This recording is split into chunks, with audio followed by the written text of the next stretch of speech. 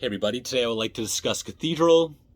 Cathedral are a band that I've been a fan of ever since I was 12 years old. I kept up with them through their entire career, and if you didn't know, they were an English doom metal band that existed between the years of 1989 and 2013. And they are one of the most influential doom metal bands of all time. And I'd say like in the late 90s when stoner rock started getting big, I think they are just as worthy of being known as pioneers in that genre as the Caius, Fu Manchus, and Monster Magnets of the world. So the two main members are Lee Dorian on vocals and Gaz Jennings on guitar. Lee Dorian also, to this day, operates Rise Above Records, which I think when you look back, they might be maybe like the best or most important doom metal label of all time. Tons of underground classics, but if we're going to talk the big names, they did the early stuff from Electric Wizard, and they gave Ghost their start, and I believe to this day they are working with Uncle Acid and the Deadbeats. My first exposure to Rise Above Records was the original Dark Passages doom metal compilation, which came out in 1991, and this has got all the legends on here: Cathedral, Saint Vitus, Stillborn, Penance, Count Raven, Revelation, Solitude Eternus, and some of those bands have 2 tracks on here. Before we get into the full-length albums, if you want to have a good overview of Cathedral's original material, I suggest you check out the EPs Soul Sacrifice, Hopkins, A New Ice Age, and Static Magic, which is also known as Cosmic Requiem in a different form. So I believe Static Magic has Midnight Mountain from the Ethereal Mirror on it, and this one has a Funeral Request, a reworking of a song from the debut album. So this is 4 tracks, and this is actually one of the additions on Columbia back when they had that brief flirtation with the major label. And so again, this is 4 tracks, which ends off with The Voyage of the Homeless Sapien, which goes well over 20 minutes. So that being said, nice round number, 10 full-length albums. Let's start off with my number 10. And as always, just my opinion. And I was surprised because whenever I do a ranking, as well as I know these albums, I need to listen to them at least once or twice in the car. And, long-held beliefs kind of change. And that is case in point with my last place, the number 10, The Guessing Game. This is the 9th album from 2010, and it's their only double album. This one came out on Icarus and Nuclear Blast. I actually always liked that album cover. But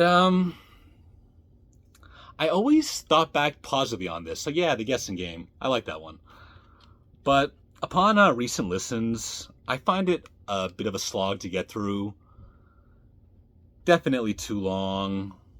The progressive elements aren't that interesting to me. There's some songs like Funeral of Dreams and The Running Man. I really dislike the vocal patterns on there. Some okay tracks like Cats, Incense, Candles and Wine. It's kind of a different, interesting one. Edwidge's Eyes is pretty good. Journey into Jade's kind of neat. Just a lot of lyrical references to Cathedral's career. But the 2 best tracks on here are definitely Death of an Anarchist, the first thing I think of when I think of this album, and probably The Casket Chasers. So again, an album I always look back on fondly, but these last 2 listens, wasn't really feeling it. Number 9, The Garden of Unearthly Delights, album number 8 from 2005. This one was Nuclear Blast. Not a bad album, but really just one great track. North Berwick Witch Trials. That song rules, but the rest, pretty forgettable. Like the guessing game, the proggy touches don't really add to the album, and a lot of riffs that just made me say, Gaz, Riffmaster General, is that the best you could do here? But again, not a bad album, but as you can see, near the bottom of my list.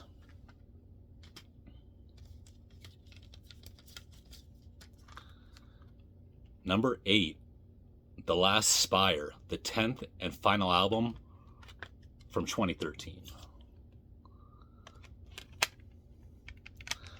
A very deliberate return to the first album for their final release. You know, like The Garden, like The Guessing Game, some great metal songs. It all sounds good to me. But again, no songs that really stand out. And despite its stylistic similarities to the debut album, Force of Equilibrium, it doesn't come close to hitting that same atmosphere. But my 2 favorite tracks on here are This Body, Thy Tomb, and Pallbearer. Number 7, End Time, the 6th album from 2001. I think this might have been their last album on Earache. And to me, this is the most overrated Cathedral album. It's a return to the heavy doom sound, since their prior 3 albums were definitely the most commercial they ever put out.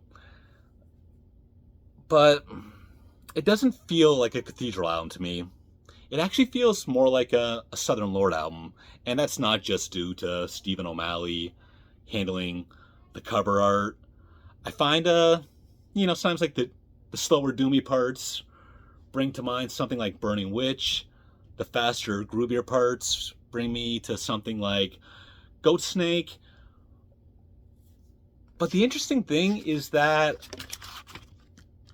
this actually predates when Southern Lord really blew up. This came out in 2001, and even though those Southern Lord bands I just mentioned did put out music before this,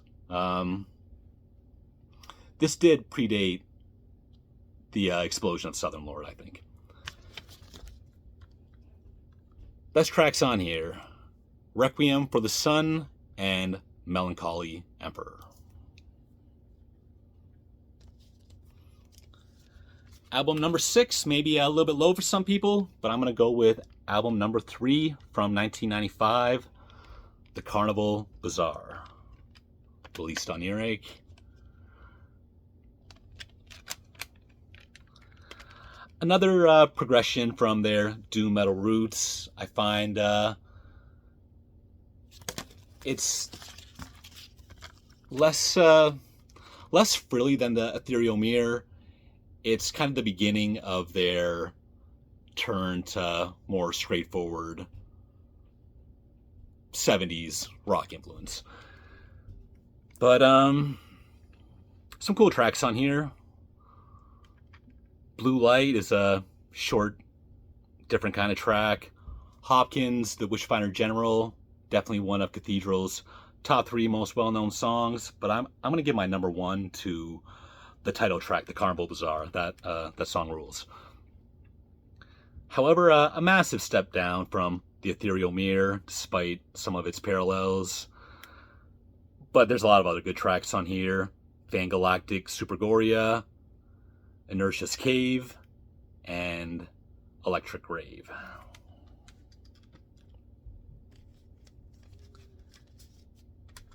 (1995) Supernatural Birth Machine, the 4th album from 1996. Fans have come around quite a bit from this. At first, it was regarded as a bit of a sellout, a total stoner rock style change. A lot of that was due to the cover art, but we'll get back to that in a second. I do think most fans do realize it's a solid album, and again, the artwork was originally supposed to be this. Another early Dave Patchett artwork.